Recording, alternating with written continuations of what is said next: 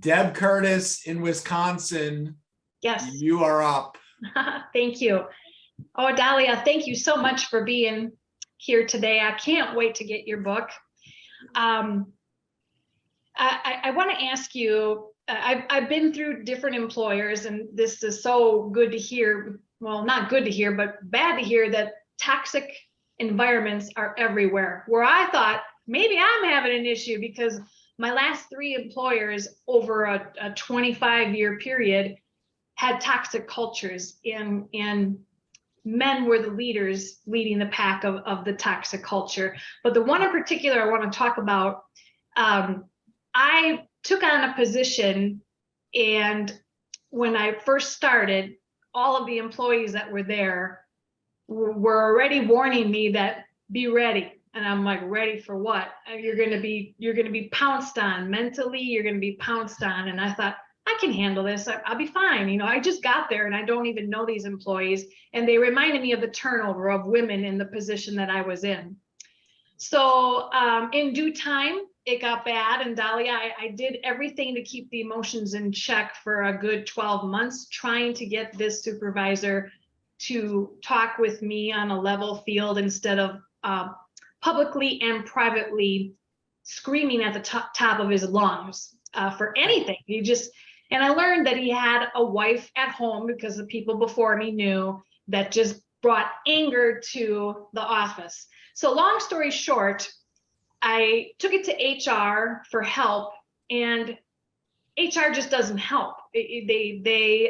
Everyone that was on my team said, you can go there, but you'll probably risk losing your job or they'll retaliate. Then there were these survey monkeys, you know, surveys that come out, you know, what's going on in the environment. Everyone says, I'm just going to say everything's fine. Everybody lies. HR, and then HR's like, everything's fine. And it just got worse. So I had to leave on my terms, and I exited out of that employer and that building and that city, and I never turned back.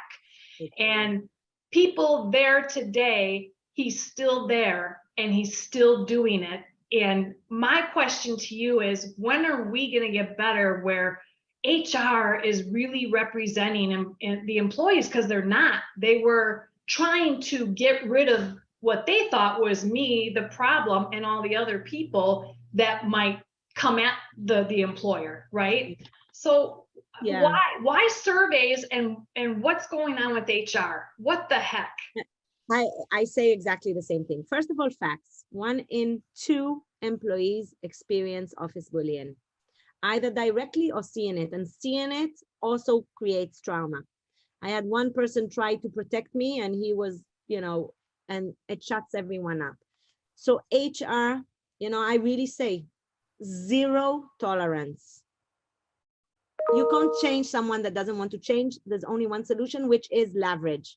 Until today, I don't know why I didn't put in a official HR complaint. Like, of course I talked with HR, but an ethics line complaint is the only way to get directly to the CEO and to force your boss's boss to take action.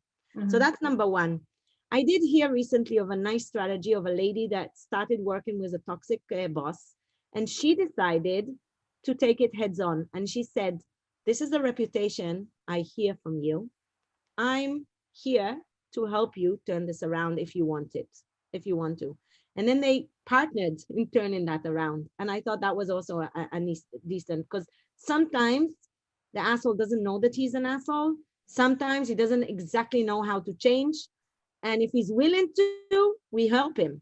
But if he's not willing, it's leverage. And HR needs to listen between the line. We're out of time, but I'll tell you, these surveys were, I thought, you know, it will all come out, and it did come out. Mm-hmm. Okay. The direct reports did come out, but then when they looked at total Asia, everything was fine. So, you know, you can look at data the way you want to choose to look at data, but you need to be reading between the lines. You need to be listening to what's not being said as well, because it does take a lot. I mean, yeah, it's losing your job, but I always say, you know, try to change it. Okay, never try to change yourself beyond your values. You know, and if you're in that situation, 0 tolerance. So if it changes, great. If not, get out of there. There's enough amazing companies that would love you. There you go. Thank you.